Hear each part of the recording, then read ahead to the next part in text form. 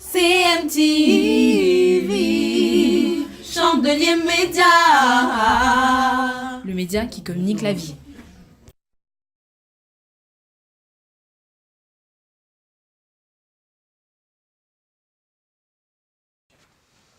Bonjour frères et sœurs en Christ, merci d'être fidèles à votre TV Chandelier Média. Et nous sommes là ce jour encore pour réfléchir avec vous et vous amener pour carburer la parole de Dieu, qui est la vraie huile de notre moteur. Et nous sommes là pour vous donner la vie. Ce jour, nous allons réfléchir sur un dialogue très très important. Ce dialogue qui va nous donner un thème. Oui. Cette thématique nous conduira à savoir qu'est-ce que le diable nous réclame. Dans la vie, l'ennemi que nous avons a des revendications, a des demandes, a des besoins, et sur lesquels il insiste parce qu'il trouve cela indispensable. Et donc, il y a eu un dialogue dans la Bible et j'ai voulu ce jour vous amener à parcourir ce dialogue qui a marqué le monde entier, l'histoire du monde. Ce dialogue, nous l'avons dans le livre d'Exode. Exode, à partir du chapitre 7 déjà, et du chapitre 7 jusqu'au chapitre 12. Vous me direz que non, mais c'est long, mais nous allons prendre l'essentiel de ce dialogue. Dialogue qui va nous révéler notre délivrance. Parce que toute chose que nous acquérons sur la terre n'est pas facile. Il y a un combat, il y a des luttes que nous menons pour avoir surtout la délivrance. Nous qui sommes les chrétiens, pour avoir la délivrance, on ne se lève pas le matin et on l'a. Non, ça nécessite une lutte, ça nécessite la persévérance, ça nécessite la ténacité. Vous allez voir l'histoire de ce grand homme du nom de Moïse en face du pharaon d'Égypte. Moïse qui avait pour mission d'aller et annoncer à ce grand, ce puissant du monde qui dirigeait l'État le plus puissant du monde en son temps, lui dire de libérer ce peuple qu'il tenait captif depuis 430 ans. Dieu a entendu leur cri et Dieu s'est choisi un homme du nom de Moïse qui avait des difficultés de parole et qui a même rappelé cela au Seigneur, mais Dieu lui a fait accompagner par son aîné Aaron qui devait être le porte-parole. Et donc, ils sont allés à cette mission. Vous savez, c'était une mission à risque parce que Moïse est né en Égypte. Il a toute une histoire en Égypte. Et même, il a commis un crime, il était recherché.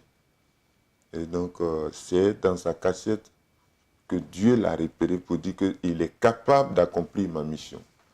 Pendant qu'il a exposé tout ça, le danger qu'il courait de retourner sur cette terre. Donc Dieu lui a dit, c'est avec moi et c'est moi qui t'envoie. Il a même dit au Seigneur, c'est la seule personne qui a insisté pour que Dieu s'identifie, Dieu se présente. Il dit, va et dis-leur que je suis celui qui m'envoie vers vous. Et donc il avait cette mission, mais Dieu envoie quelqu'un pour délivrer un peuple et pour annoncer à quelqu'un qui a le pouvoir de les délivrer. Et il dit d'abord à Moïse que tu vas parler à ce monsieur, mais moi je vais endurcir son cœur. Vous voyez comment c'est un peu bizarre? Dieu envoie quelqu'un et il lui dit en même temps que je t'envoie lui porter ce message. Mais moi-même là, je vais endurcir son cœur pour ne pas qu'il s'exécute. Moïse, sachant tout ça, mais c'est un peu compliqué. Mais Dieu lui a dit que non, je l'endurcis pour faire éclater ma gloire. Frères et sœurs, il y a des missions dans lesquelles Dieu nous envoie. Mais par moments, nous, on veut l'instantané. Nous, on veut que directement, dès qu'on finit de parler, que l'action de Dieu se produise.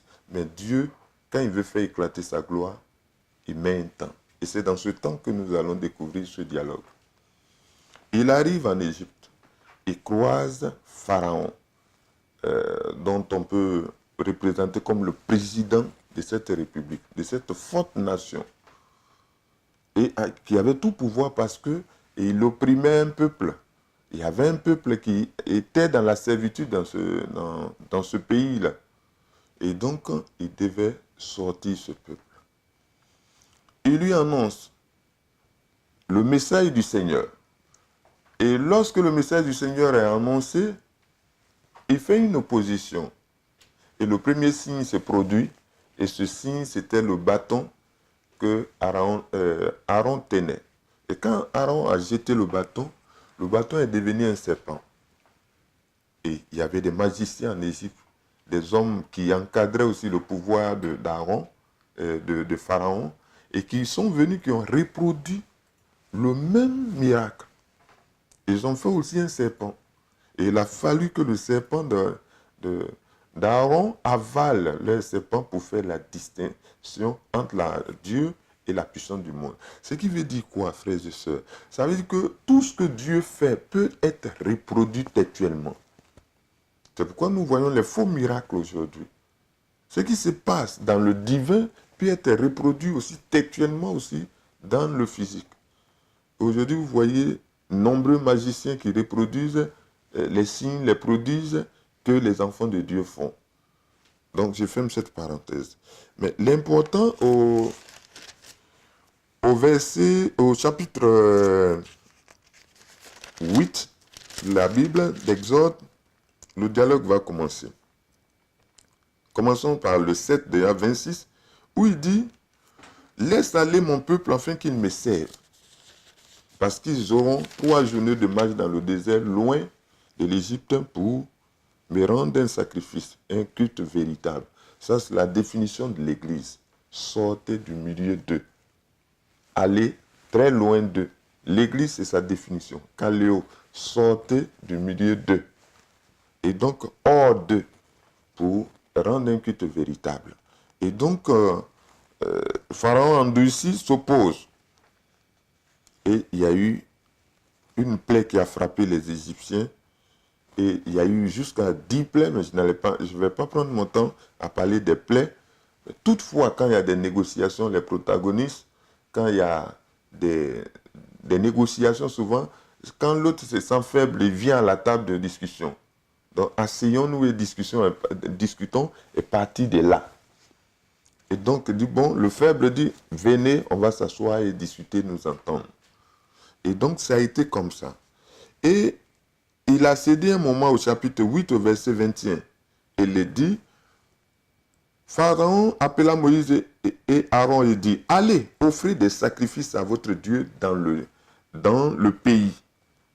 Mais pendant ce temps, vous savez bien que Moïse a reçu pour mission de mener le peuple hors du pays. Mais Pharaon réclame quoi? Cette personne incarnée par le diable réclame quoi aux enfants de Dieu? Il dit, allez offrir des sacrifices à votre Dieu dans le pays. Ça veut dire quoi? Le diable nous réclame notre consécration. Il réclame notre appartenance à Dieu. Il veut que nous restons dans le monde et que nous soyons des mondains, alors que la Bible dit que nous sommes dans le monde, mais nous ne sommes pas du monde. Et que nous devions sacrifier tout ce que nous avons, corps, âme et esprit, à Dieu. Parce que les vrais adorateurs l'adorent en esprit et en vérité. Et nous ne pouvons pas être dans la vérité quand nous sommes dans le monde. Donc, il nous réclame notre consécration. Et il veut que nous restons dans le pays pour adorer. Et Moïse lui a dit que mais si on reste dans le pays, notre adoration sera opposée à vos rites ici. Et donc, il faut qu'on s'éloigne. Et vous allez réprimer notre adoration pour dire que c'est une abomination à vos dieux. Nous ferons 3 journées de marche dans le désert. Il a insisté. Et le pharaon dit quoi?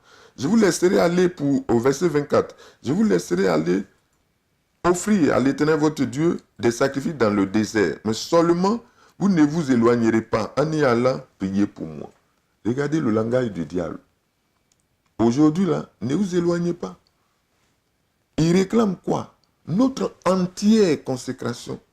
Parce que non, il s'est dit, va, tu peux aller à l'église, mais reste attaché au rythme, aux coutumes, aux traditions, aux choses mondaines dans lesquelles tu as évolué, dans lesquelles tu es né. Reste fidèle à ces choses. Donc, il nous réclame notre entière consécration. Seulement, vous ne vous éloignerez pas en y allant prier pour moi. Même il veut même qu'on se souvienne de lui dans nos prières. C'est pourquoi souvent on a des sujets bizarres. Il y a des sujets pour lesquels nous prions qui n'ont rien à voir avec Dieu. Et le diable veut qu'on se souvienne de lui, même étant dans le règne de Dieu ou dans l'église. Et donc voilà. Ça se passe comme ça. Je saute des chapitres et vous donner ce qui est important. Nous arrivons au chapitre 10. Au verset 8. On fit revenir vers Pharaon, Moïse et Aaron. Allez, leur dit-il, servez l'Éternel votre Dieu, car qui sont ceux qui iront? Voici la grande question. Aujourd'hui, le diable nous demande qui sont ceux qui iront. Cette question nous est posée tous les temps, mais vous ne prêtez pas attention. Dans votre maison, qui sont ceux qui iront? Et voilà, Moïse répond, nous irons avec nos enfants et nos vieillards, avec nos fils et nos filles, avec nos brebis et nos bœufs, car c'est pour nous une fête en l'honneur de l'Éternel. Vous avez entendu? Tout ce qu'ils ont comme bien-être, comme don de Dieu, tout ça, ils ont demandé à Pharaon que ça doit être libéré pour qu'ils fassent un culte raisonnable à leur Dieu. Et donc, qu'est-ce qu'il répond? Pharaon leur dit, que l'Éternel soit avec vous, tout comme je vais vous laisser aller, vous et vos enfants, prenez garde, car le malheur est devant vous. Frères et sœurs, vous avez quelque chose à comprendre. Est-ce que vous me suivez bien? Il vous réclame vos enfants, il vous réclame vos femmes, il vous réclame vos maris, il vous réclame vos biens. Tout ce qui fait l'être humain, la valeur de l'être humain, t'est réclamé. C'est quel culte tu peux rendre à Dieu quand dehors là-bas, une partie de ta vie reste. Parce qu'on dit, la Bible dit que là où est ton trésor, c'est là aussi est dirigé ton cœur. Mais s'il te saisit une partie de tous tes biens, de tout ce qui fait, qui donne sens à ta vie, tu ne peux pas être un vrai adorateur. Donc il te réclame ta famille, il te réclame tes moyens. Maintenant après il dit, non, non, allez-y. Allez-y, vous pouvez partir, mais gare à vous, vous allez, mais il y a un malheur devant vous. Prenez garde, car le malheur est devant vous. Aujourd'hui, dans notre milieu chrétien, est-ce qu'on s'entend à l'église? Sur les petites discussions aujourd'hui, il y a des palabres qui n'ont pas de sens. Pour une petite louange où l'autre, par son zèle, piétine l'autre, c'est fini. Lui là, il m'en veut. Lui là, il est contre moi.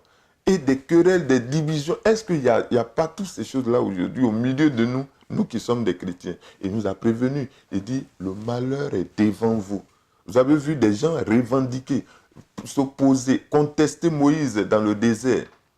Même réclamer à Dieu une recette un peu spéciale pendant qu'ils étaient nourris par un service traiteur divin.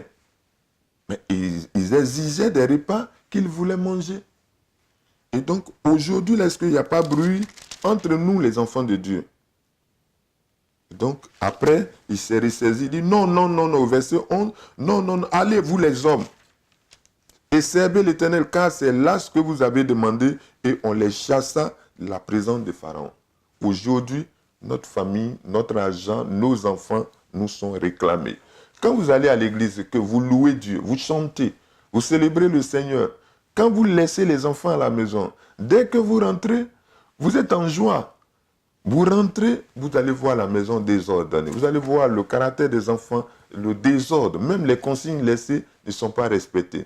Et au seuil de la porte, toute votre joie disparaît. Le diable vous a récupéré tout.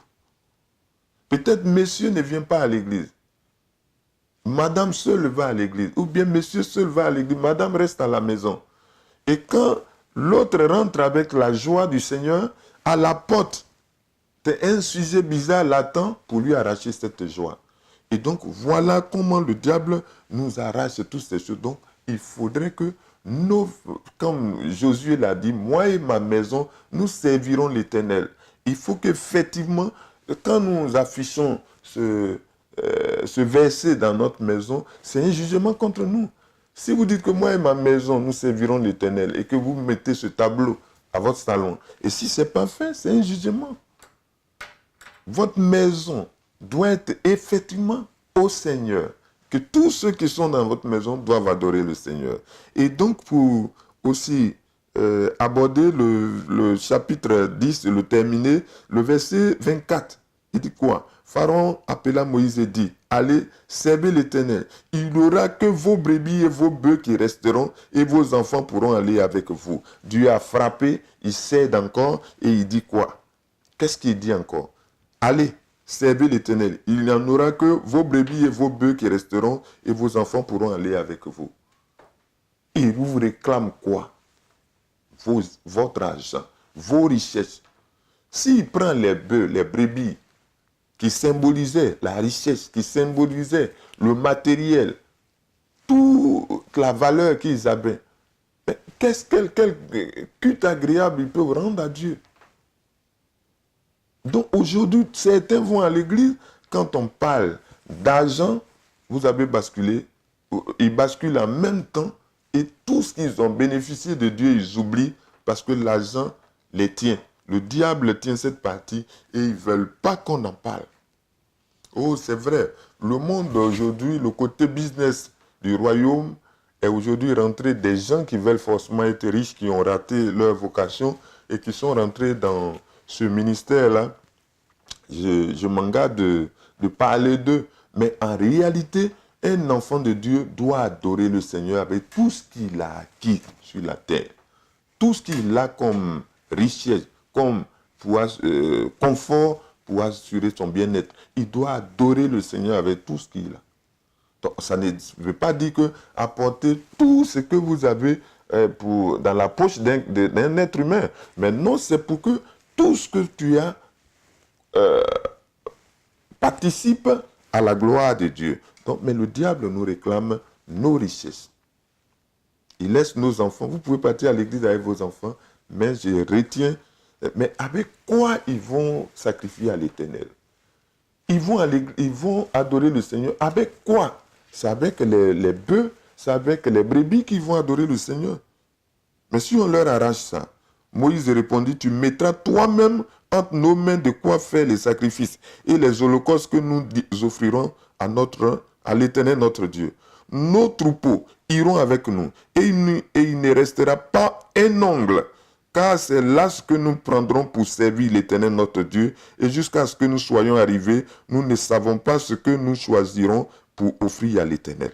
Donc c'est important, il a insisté pour que Pharaon laisse, ou le diable laisse nos biens. Quand on parle des dîmes, on parle des offrandes, on parle de certaines choses, des gestes que l'enfant de Dieu doit s'habituer. Souvent on dit c'est dépassé. Qui vous dit c'est dépassé? Ça participe au culte, le culte raisonnable et le véritable culte que nous devons rendre à Dieu. Et la suite, au verset 28, Pharaon dit à Moïse, sors de chez moi, garde-toi de paraître encore en ma présence, car le jour où tu paraîtras en ma présence, tu mourras. Tu l'as dit, et répliqua Moïse, je ne paraîtrai plus en ta présence. Parce qu'il se dit encore que ce n'est pas possible qu'il les laisse partir. Est-ce qu'aujourd'hui nous sommes à l'église avec nos biens? Est-ce qu'aujourd'hui nous payons nos dîmes, nos offrandes? On dit que ça, c'est dépassé. Est-ce qu'aujourd'hui, nos biens servent à la gloire de Dieu? Et donc, je vais terminer au chapitre 12. Chapitre 12, le verset 31. Dans la nuit même, Pharaon appela Moïse et Aaron parce que la plaie la plus catastrophique, la plus forte qui a endeuillé toute l'Égypte, c'était la mort de tous les premiers-nés des maisons égyptiennes. Dieu a fait passer l'ange de la mort sur toutes les maisons qui n'ont pas eu le sang de l'agneau sur les linteaux de leurs portes. Et donc, tous les premiers, jusqu'à l'héritier de la maison de Pharaon est mort. Et tout le monde s'est levé et dit non, laisse les gens là partir, laisse-les partir. Et il les appela. Levez-vous, sortez du milieu de mon peuple, vous et les enfants d'Israël. Allez, servez l'Éternel comme vous l'avez dit. Prenez vos brebis, vos bœufs, comme vous l'avez dit. Allez et bénissez-moi. Il a cédé et il leur a dit, je vous donne votre richesse.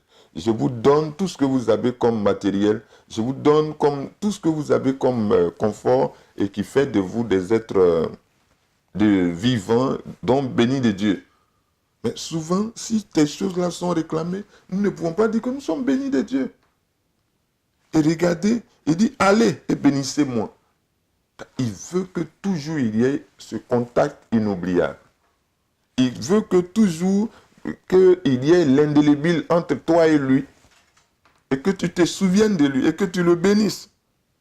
Donc, frères et sœurs, je voudrais vous dire que le diable nous réclame notre consécration, notre entière consécration.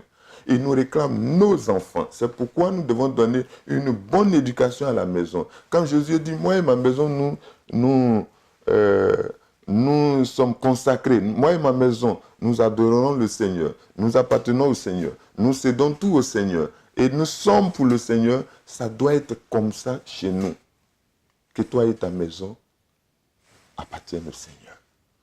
Donc, ne laisse pas tes enfants, ne laisse pas ta femme, ne laisse pas ton mari, ne laisse pas tes biens dans les mains du diable. Il te les réclame. Que la grâce de Dieu soit sur vous. Cette télévision, elle existe pour vous. Restez toujours à l'écoute parce que nous avons de la vie à vous donner. Que Dieu vous bénisse. CMTV, Chandelier Média. Le média qui communique la vie.